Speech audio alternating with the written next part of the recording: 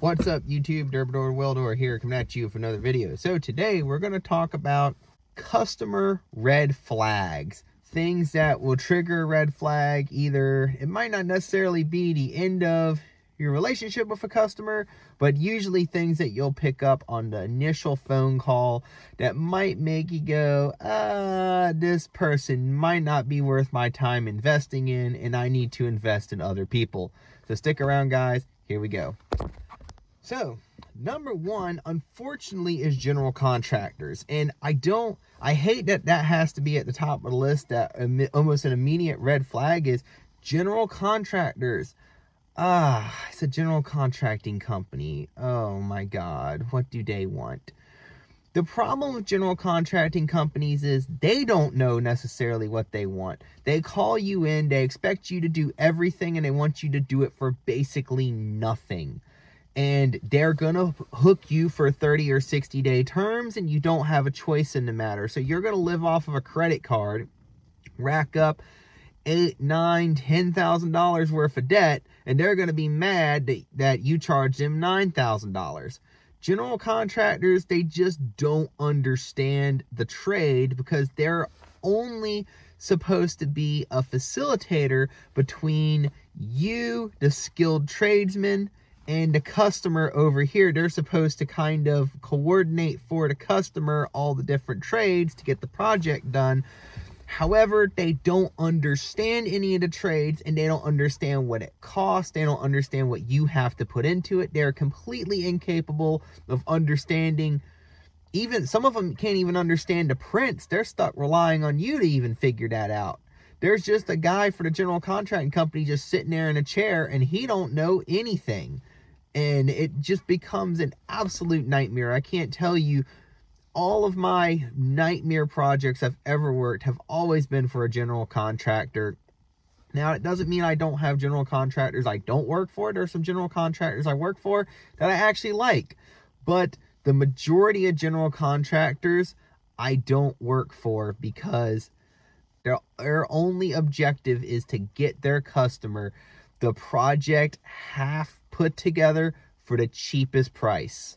Like a really good example is those auto zones I went and did. Had to go back and do some additional stuff that the engineers later decided needed to be done. When I had to go back and up into the ceiling tiles of this auto zone that had been built. As I push up a ceiling tile, because they're using the lowest bid contractor to do all of this, the ceiling grid isn't straight.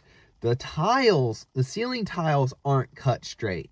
So half of them we pushed up to get into the ceiling were wedged and broke. And one was right next to a light. The electricians put the lights together so bad, just by pushing the ceiling tile up, the light housing literally fell apart next to it.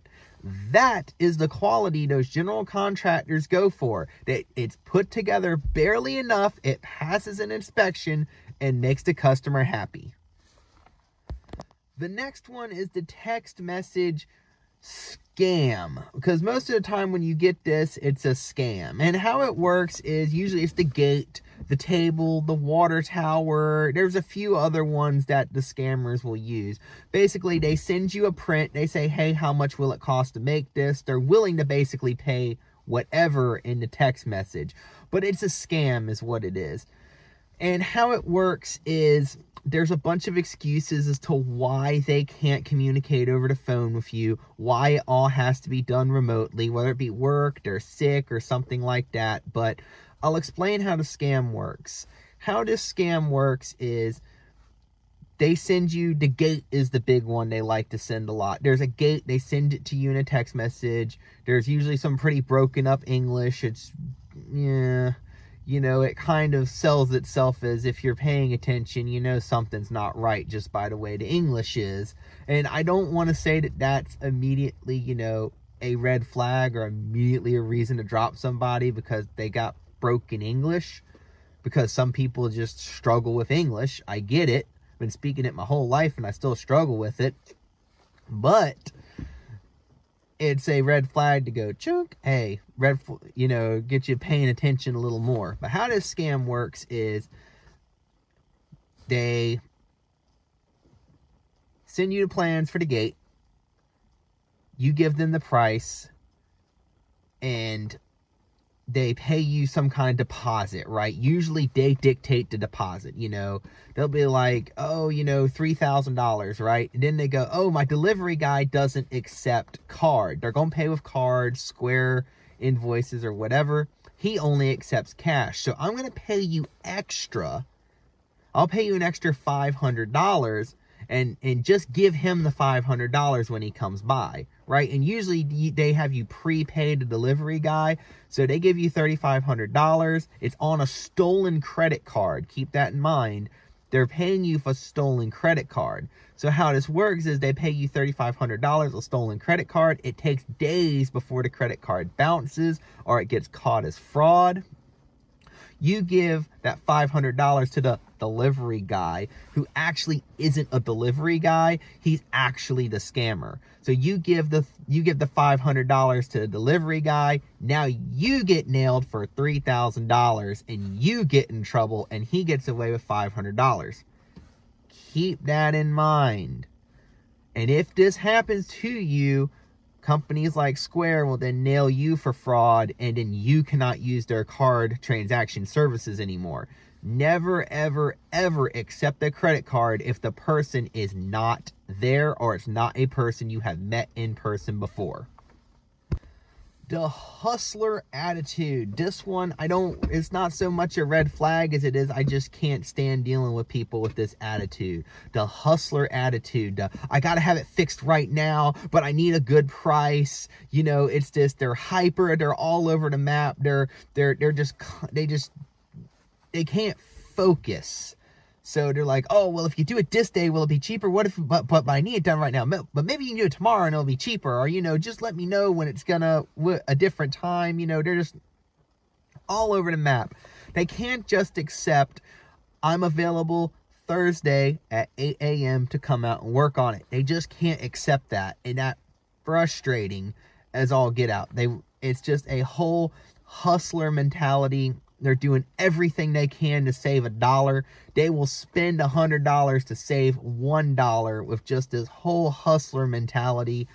As soon as I see that, I usually try to avoid them. Another one that it also kind of runs into the hustler attitude is the customer determining the price. This is one that I've ran into with big out-of-state companies. This happened to me down in Smithfield. They were building a plant there. They had me come out, look at some prints and all this stuff.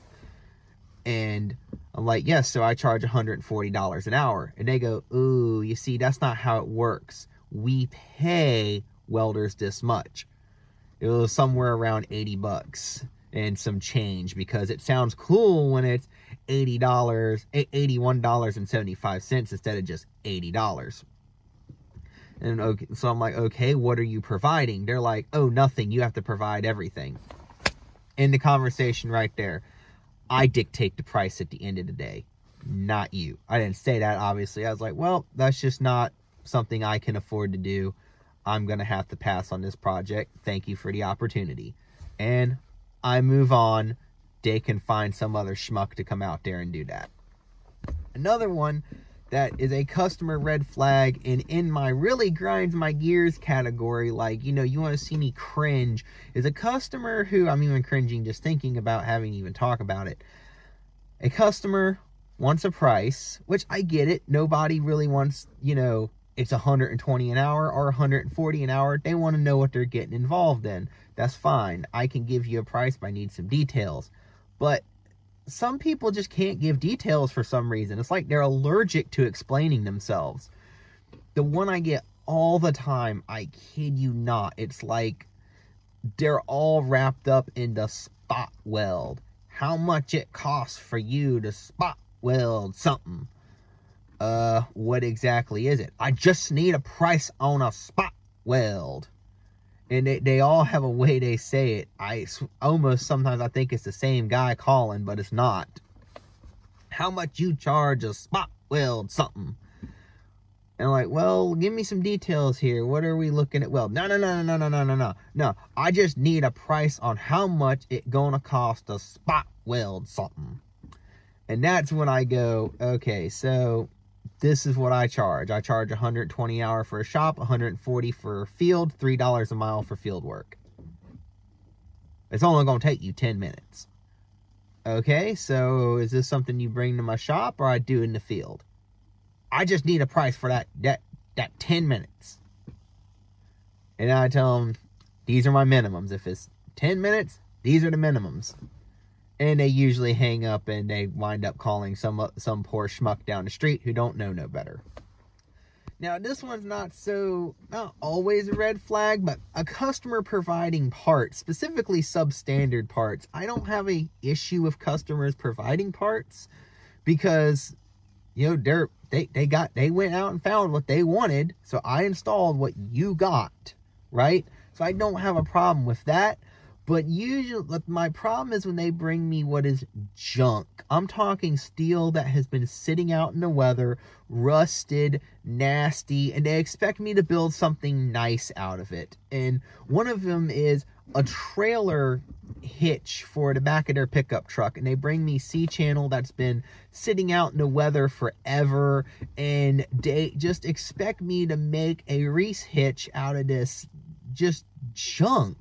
It's pitted, it's nasty, it's flaking, and they just cannot fathom spending a couple $100 on a good one.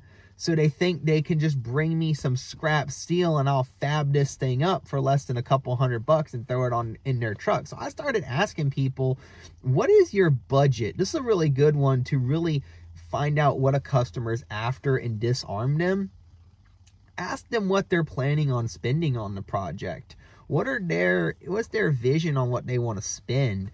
And you'll find out really quickly if that's somebody you want to deal with. Like, you know, like the Reese hitch, that was a recent one that I actually pulled that on. Oh, I got this, you know, I really need a Reese hitch for my pickup truck, but it is an old guy. Oh, I need a Reese hitch for my, you can almost feel him doing the shakes there through the phone. Oh, I need a Reese hitch made for my truck. About how much would that cost for you to fab that up for me? I was like, well, if they make one for your truck, you should probably buy it. Buy one that's already made correctly. It has all the safety standards and certifications with it. Well, they don't make one for my truck, which is a load of crap because I'm pretty sure they make one for his truck. He just don't want to pay for it. I have the iron out back. That's one thing. Somebody doesn't say steel. They use weird terminology like iron, red iron. They start throwing words like that around to sound special. That's a red flag in itself there too. You know, I got the iron sitting out back in my yard here. I can text you some pictures of it that you could use to make this hitch here. And so he sends me the pictures and I look at it. It's junk. So I text him and go, so what exactly, how much are you looking to spend on this? And he's like $20. I told him, well, nothing in my shop is done for less than $60. If I were to build you that hitch from the ground up, even if the steel was usable steel, you'd be looking at $400 or $500. Didn't get a single response. That was the end of the conversation right there. So that is a method you can use to disarm a customer. Ask them, what is this? What are you planning on spending? What's your budget? And some people, that's a good thing when you ask them, because then you can kind of work, because somebody like, I want stainless everything. And then you go, so what's your budget exactly? And they go, well, it's $500. Okay, so I can't do it out of stainless for $500 because in parts alone in stainless, it's going to be a couple grand. But we can probably do it out of regular mild steel. And sometimes you do win a project just by doing that right there, because you're able to meet a budget they have. But they're a little out of, they're a little out there in space because they don't understand the actual cost of stuff. Another red flag is very important, especially when you get into bigger projects, is a customer not having a clear plan and just expecting you to figure it out. This is a red flag because you can't meet a customer's expectation if they don't know what their expectation is. You're shooting in the dark. The customer doesn't have the ability to write something on the back of a napkin to try to explain to you what they want. That's a red flag. How am I supposed to meet your expectation if you can't communicate your expectation or you don't have an expectation made? I can spend thousands trying to set this up the way you want it, and you're not going to like it because what you have envisioned in your head is different than what I have visioned in my head. You got to have a customer with a clear expectation. They have to know what they want, and they have to have the ability to communicate it, because if they can't communicate what they want, you can't do it for them. And this one is going to kind of be 2 points here. So this one is people trying to get a break through whatever various means it may be. And the very common one is, when you're in the area, just let me know when you're down my way. Give me a call when you're working in my area, you know. Or it'll be, how often you make it out to Raleigh. That's the big one. South of Raleigh or Durham or someplace like that. When you gonna be in Durham next? I don't know. Could be tomorrow. Could be next week. Could be 6 months. Well, next time you're in Durham, give me a call, because I got something I need you to look at, and I don't want you to have to make a special trip just for me. And don't make a special trip for me is code for I don't want to pay your service fee. I want to catch you while you're coming down here for a big job, so you charge the big guy for the service fee and don't charge me a service fee. You just swing in here and do it for 20 bucks, and then you nail the big guy for what I should be paying you. That's what that's code for. The other one is, when you get slow, give me a call. And what that is, every single time, I kid you not, every single time a customer who calls you and says, you know, they'll talk they got all this stuff, you know, give me a call when you slow down. And, you know, you can come out and work on this stuff. If they're a new customer, they're trying to rip you off. They're trying to get you while you're hungry so they can dictate payment. It happens every time. And I've disarmed customers by just, this is what I charge. I charge $140 an hour. If you make your pricing clear up front, it will disarm them. I had a guy not too long ago who, he said he had all this equipment, sent me all these pictures, and he's like, oh, you know, when you slow down, just put me in your schedule. I was like, well, that's not how the scheduling works. That's another way to disarm. That's not how my scheduling works. So I have openings here, here, here, and here. You run everything like a professional business, you will disarm them. I have openings here, here, here, and here, and this week, and then this week. When do you want me out there? Oh, just whenever things are slow. But that's not how, I'm telling them, but that's not how my company operates. And they go, okay, well, how much you charge? You know, I charge $140 an hour. And this guy, you know, he apparently had his own welders in his company, and because he does a whole bunch of stuff. It's like, oh man, I wish I could get $140 an hour out of people for my welding. I can't even charge $100 an hour to a customer. All my customers would freak out. And like I told him, I don't know what to tell you. I charge $140 an hour. That's what it costs for me. I'm an AWS certified welder. I have all the latest and greatest tools and equipment money can buy. These are the days I'm available. What day? When do you want me out there?